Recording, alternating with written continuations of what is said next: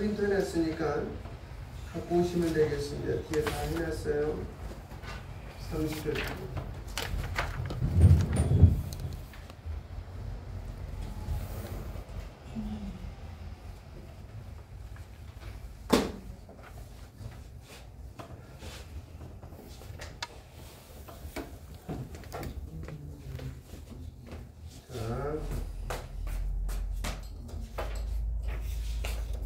자, 104문입니다. 104문. 이것도 거의 끝내갑니다. 하이델베르그. 제가 먼저 문을 읽습니다. 제5계명에서 하나님께서 원하시는 것은 무엇입니까?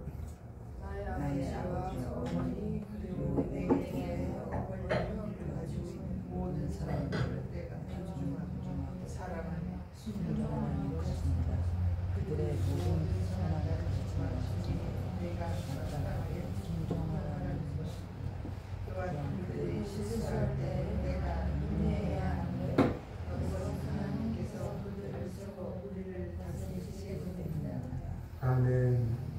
자, 약간 번역이 제가 보는 게 하이델베르크라는 서적을 지금 4권 정도를 보고 있거든요.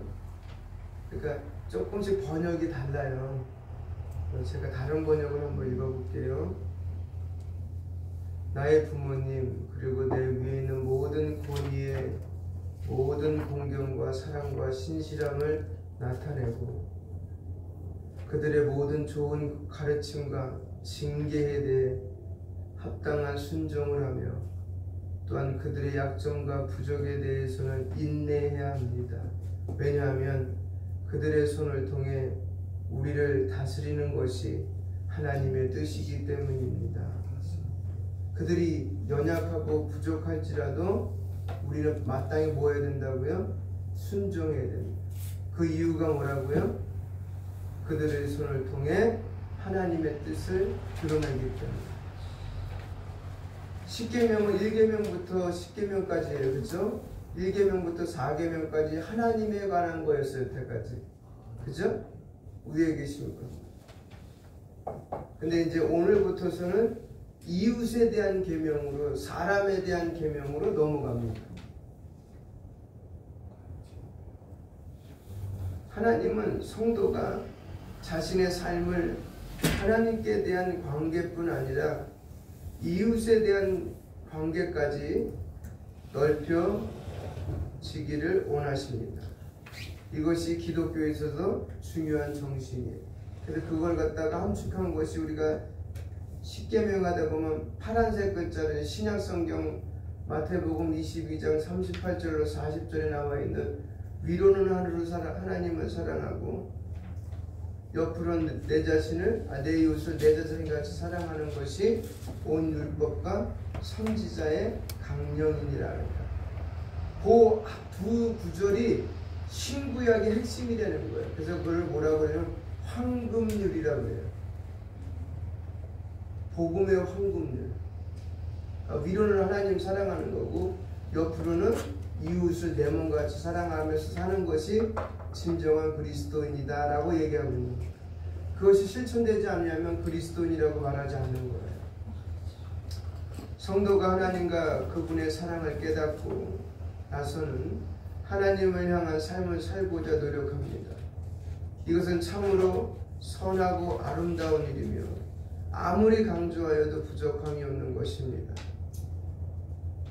그러나 하나님을 사랑하느라고 이웃에게 관심을 두지 않는다면 그것은 하나님의 사랑과 그분의 뜻을 심각하게 오해하는 것입니다.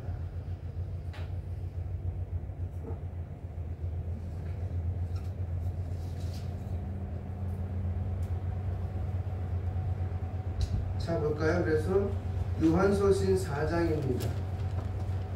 요한서신 4장.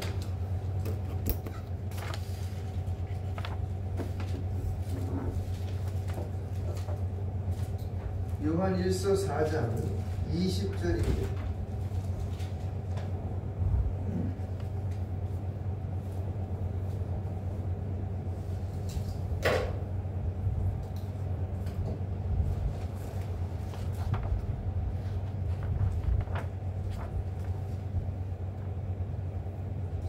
4장 20절, 요한일서 4장 20절 시작.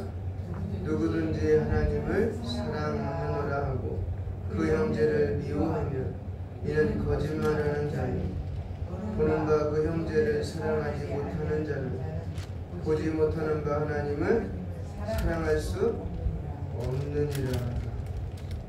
보이는 것도 사랑하지 못하는데 보이지 않는 걸 사랑한다는 건 뭐라고요? 거짓말이에요.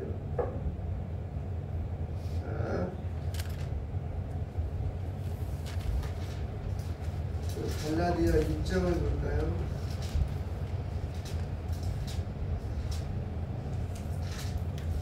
아까 우리 읽으면서 나온 거예요.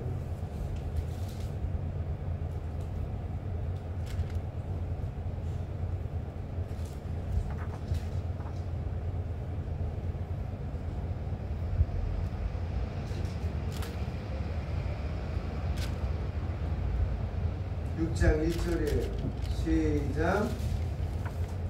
갈라디아 6장 1절이요. 시작.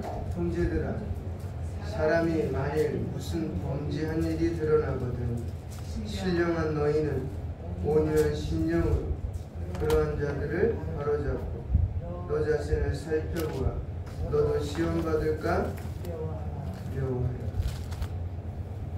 이 두 가지를 섞으면 어떻게 되겠어요? 그렇게 해야 되는 것이 마땅하다. 왜? 나도 시험 받을 때가 있으니까. 그래서 그걸 두려워해야 되는 거예요.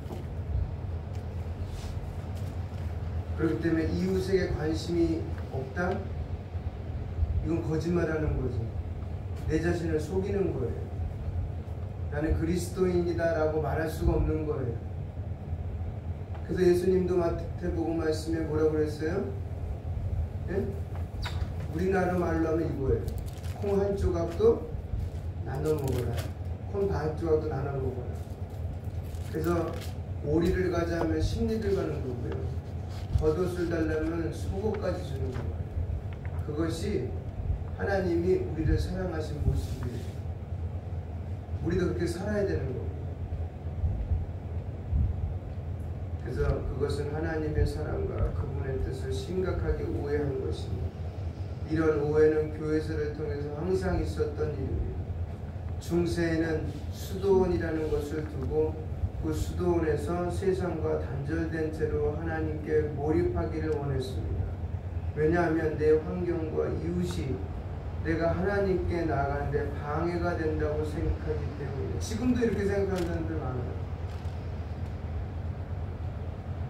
그래서 아예 멀리 해버려요. 그러면 안 된다는 거죠. 오히려 더 가까이 하면서 그들을 어디 안으로요? 그리스도의 품 안으로 들어올 수 있게끔 자리를 마련해 줘야 되는 거예요. 누구를 통해서? 나를 통해서. 내가 바로 믿고 있다면, 제대로 믿고 있다면. 그러나 성경은 그렇게 말하지 않습니다. 주님의 말씀에 귀를 기울여 보십시오. 마태복음 25장에 보면 이렇게 되어 있어요. 이에 임금이 대답하여 이르시되 내가 진실로 너희에게 이르노니 이 지극히 작은 자 하나에게 하지 아니한 것이 곧 내게 하지 아니한 것입니다. 마태복음 25장 42절. 또 사도 요한도 이렇게 말합니다. 요한일서 2장에 이렇게 말합니다. 빛 가운데 있다 하면서 그 형제를 미워하는 자는 지금까지 어둠에 있는 자요. 주님은 이웃에 대한 사랑을 자신에 대한 사랑과 동일시했습니다. 이것은 참 놀라운 말씀입니다. 주님은 하나님을 섬기느라 이웃을 돌볼 수 없었다는 변명을 악하다고 정지합니다. 우리는 하나님을 섬기는 것만큼 이웃을 돌봐야 합니다. 그럼 이웃에 대한 첫 번째 계명으로 오늘 본문 말씀드린 그것이 바로 누구다? 부모입니다. 부모를 공경하라. 부모를 공경하라.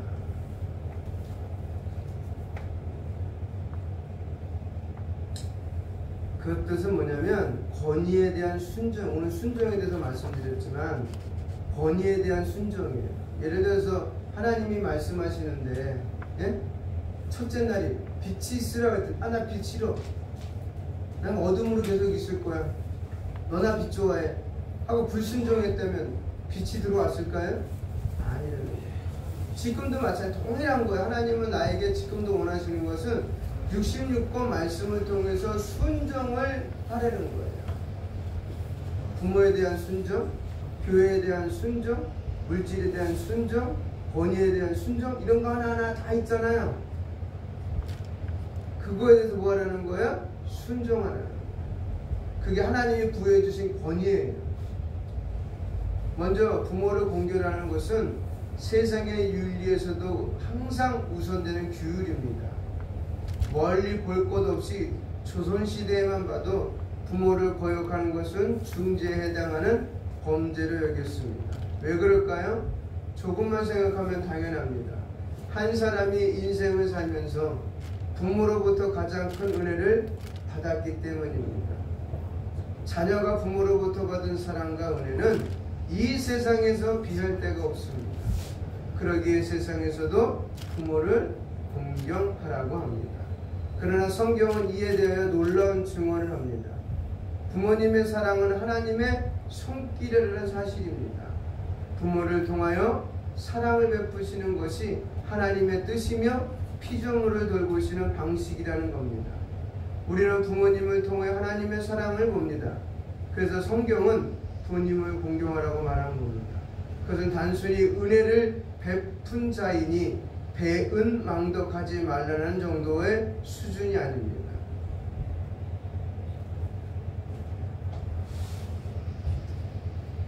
그 이상이라는 거죠. 하나님이 너에게 은혜 베풀기를 위하여 세운 분이니 하나님을 대하는 마음으로 대하라는 말씀의 뜻이에요. 부모를 함부로 대하는 것은 하나님께 함부로 하는 거와 같습니다. 그렇기 때문에 구약성경은 부모를 회방하는 자에게 무거운 형벌을 선언했습니다. 또한 교리문답은 이 계명이 단순히 부모에게만 적용되는 것이 아니라고 말합니다. 나의 부모님 그리고 내 위에는 모든 권위라고 말함으로써 부모 외에도 내 위에 있는 권위들이 하나님이 나를 돌보시기 위해서 세워진 거라고 말합니다. 그래서 로마서 13장 1절 볼까요? 로마서 13장 1절. 로마서 13장 1절.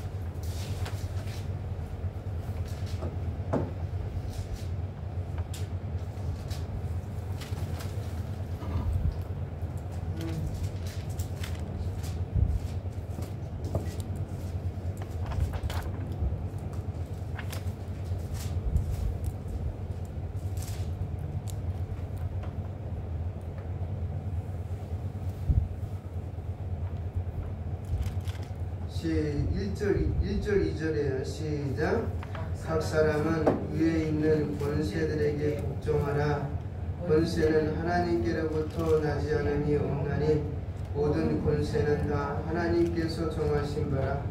그러므로 권세를 거스리는 자는 하나님의 명을 거스리는 자는 심판을 심판을 자취하리라.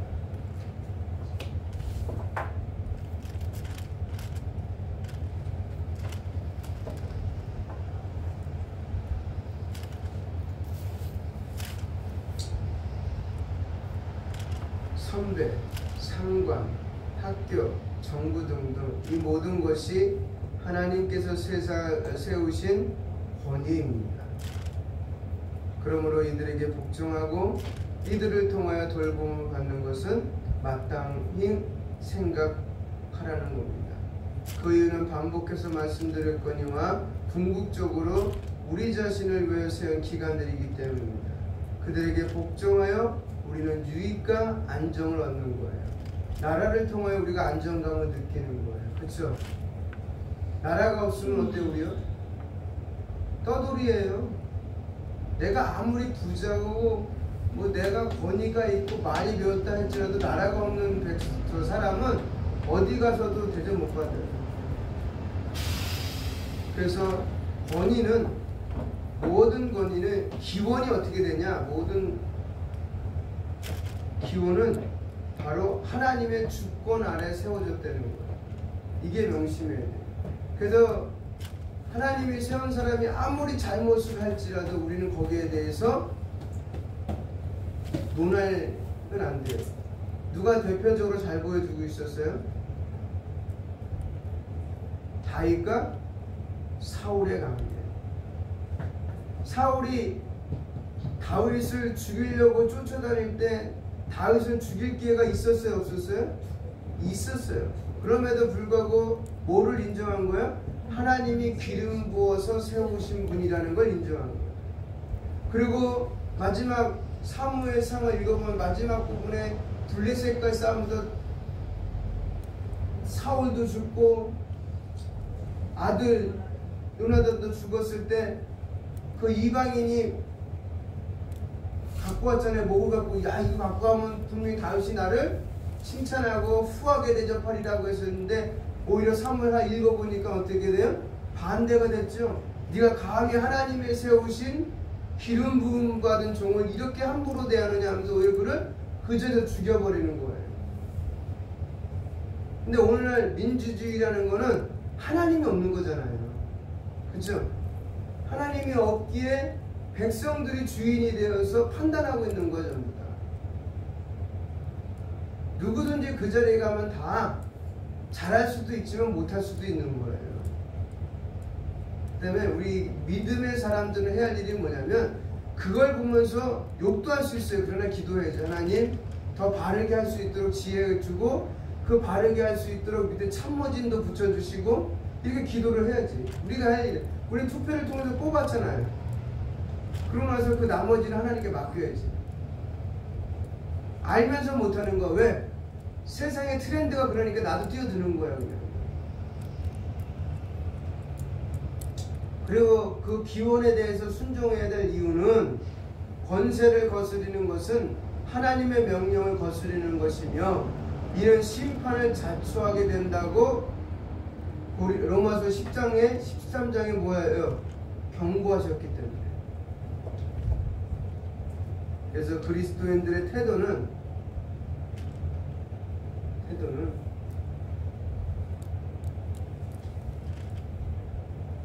세상의 권세에 순종함으로 하나님의 질서를 인정하고 하나님께 순종하는 삶을 살아야 된다.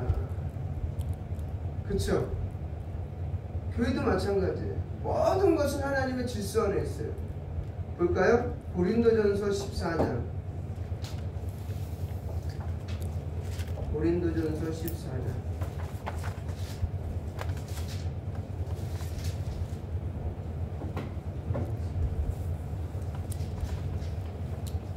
14장 40절.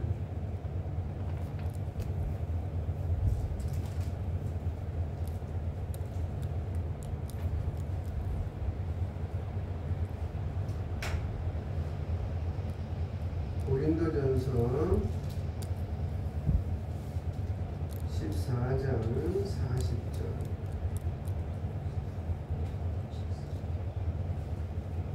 같이 읽을까요? 시작. 모든 것을 품위 있게 하고 질서 있게 하라. 하나님 뭐라고 말씀하신 거예요? 품위 있고 질서 있게 하라. 뒤죽박죽 하지 말라는 거예요.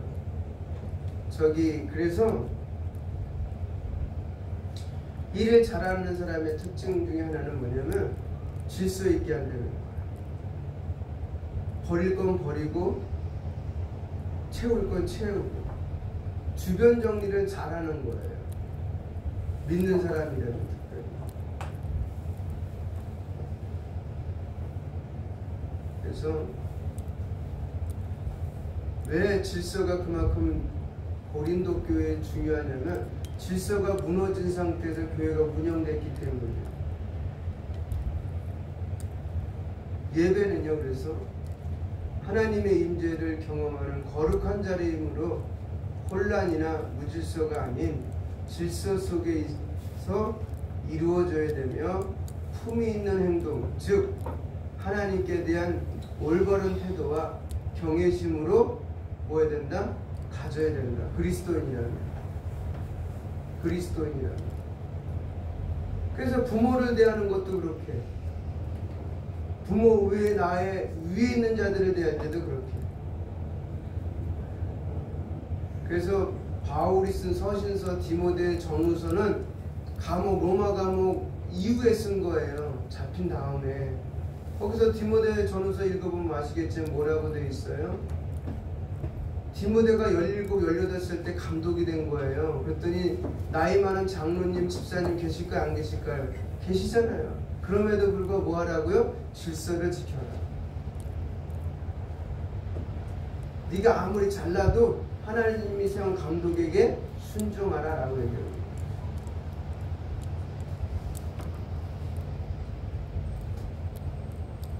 그래서 우리는 분명한 뭐가 있어야 된다? 예? 질서가 있어야 된다.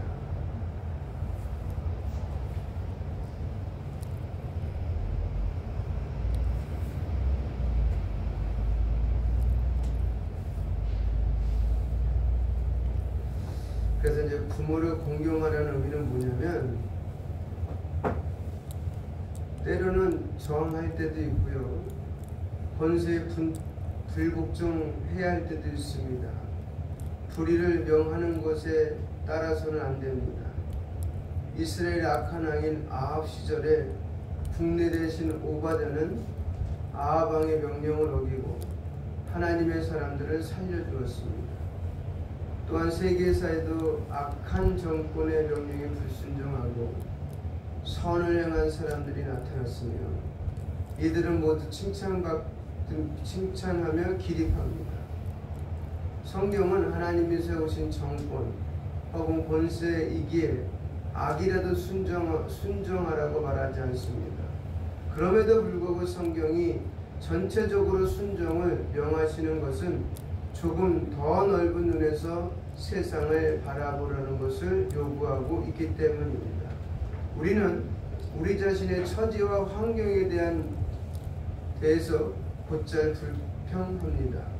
조금 더 나은 환경 속에서 조금 더 나은 가족, 스승, 친구와 국가를 만나면 내가 더 훌륭해지고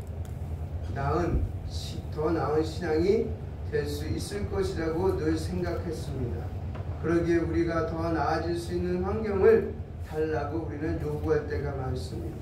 더 능력 있는 남편, 더 착한 아내, 더 똑똑한 자식, 더 나은 친구, 더 신령한 교회, 더 좋은 세상을 달라고 기도합니다. 그러나 성경은 그렇게 말하지 않습니다. 성도는 환경에 따라서 훌륭해지는 것이 아니라 하나님의 은혜로 훌륭해지는 것입니다. 아담은 가장 이상적인 환경 속에서도 타락했습니다. 하나님의 은혜로 훌륭해지는 겁니다. 아담은 가장 이상적인 환경 속에서도 타락했습니다. 초대교회 성도들은 가장 험악한 신앙 환경 속에서 신앙의 빛을 발했습니다. 만약 환경이 우리의 모든 것을 결정한다면 로마서 8장 6절 말씀이 이렇게 됐습니다. 26절에 하나님께서 모든 것을 합하여 모든 것을 합하여 선을 이루신다는 성경 말씀은 무의미해집니다. 하나님은 연약한 자를 통하여 하나님의 뜻을 이루시며 악한 자를 통하여 의를 이루십니다. 유대인들은 하나님의 아들을 십자가에 못 박았으나 하나님은 그 일을 통하여 세상을 구원하셨습니다. 예루살렘에 있던 성도들이 핍박을 받고 온 땅에 흩어짐으로 세계 만방에 그리스도의 복음이 퍼져나갔습니다. 성경은 세상보다 하나님이 더 크시며 이 세상에 하나님의 손에 있다는 분명한 증거를 매 순간 보여줍니다. 그러므로 환경의 악함이 나를 향한 하나님의 뜻을 꺾거나 무료화시킬 수는 없습니다. 이것을 바탕으로 명하시는 내용이 바로 내 부모를 공경하라는 것입니다. 하나님께서 주신 환경이 하나님보다 더 클 리가 없습니다. 하나님은 모든 것을 넘어서 성도를 향하신 거룩하신 뜻을 이루실 것입니다. 그것은 곧 그리스도께서 충만해지는 거룩한 백성입니다. 그러므로 성도는 세상을 이기시는 하나님을 붙잡고 이 환경에 순종할 수 있는 것입니다. 성도는 믿음으로 말미암아 사는 것입니다. 아멘입니까? 여기 틀 안에 부모를 공경하라는 것을 집어넣어야 되는 거예요. 그 틀 안에다가. 인간적인 범위 틀 안에가 아니라, 그럼 예를 들어서 왜 내 부모는 이병철 같은 분이 아니야? 라고 하면서 지금 있는 부모를 그러면 안 된다는 거예요. 그 모든 환경 속에 있는 것을 넘어선 하나님이 주신 목적을 보면서 순종하라는 거예요. 그것이 하나님이 우리에게 원하신 질서의 첫 번째, 부모에 대한 순종의 첫 번째 질서예요. 세상에서 이유와 조건을 묻지 않는다는 거예요. 이해가시겠죠? 그럼 오늘 제 103은 제 5계명은 무엇을 이야기하고 있습니까? 라는 거예요. 거기는 이제 마치도록 하겠습니다. 거기서 말하는 건 뭐예요? 질서예요.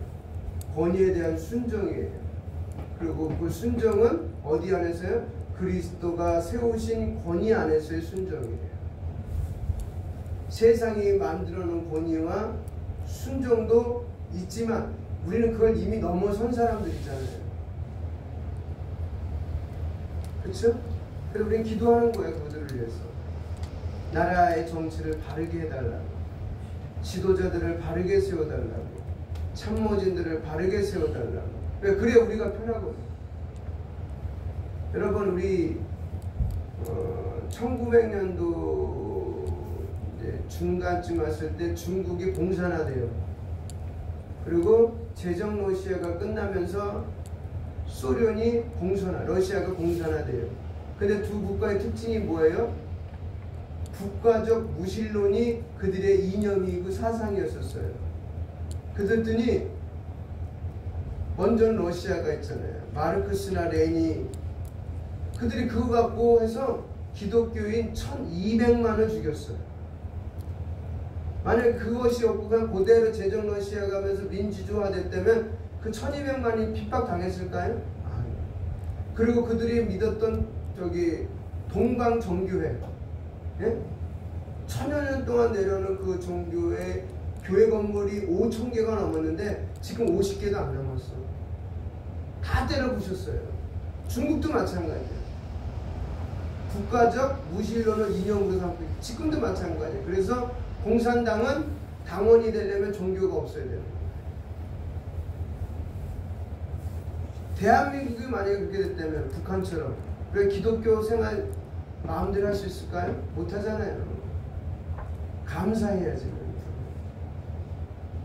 북한을 하고 싶어도 못해요. 그때 우리는 그들을 향해서 당연히 기도해야 되는 거예요.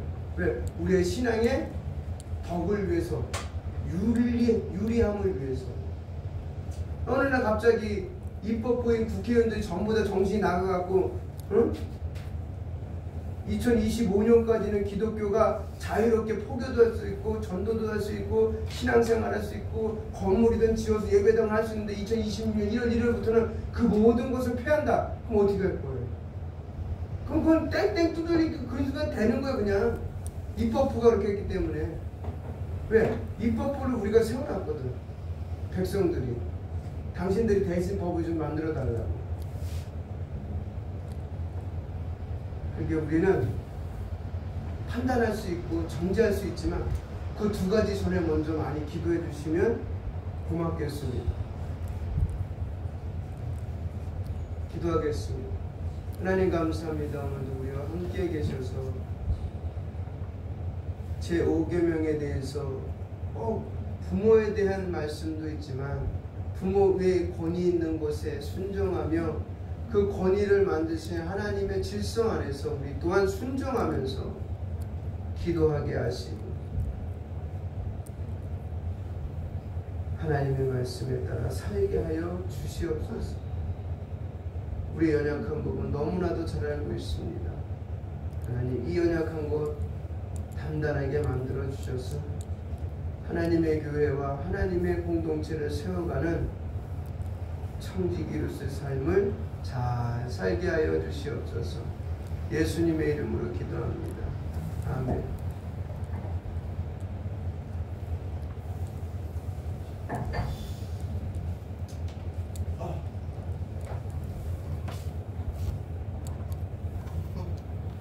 기도문하겠습니다. 하늘에 계신 우리 아버지, 이름이 거룩히 여김을 받으시오며 나라가 임하시오며 에서 이루어진 것 같이 땅에서도 이루어지리. 오늘날 우리에게 이루어할 양식을 주시오. 우리가 우리에게 죄 지은 자를 사하여 준 것 같이 우리 죄를 사하여 주시오. 우리를 시험에 들게 하지 마시오. 다만 악에서 구하시옵소서. 나라와 권세와 영광이 아버지께 영원히 있사옵나이다. 아멘.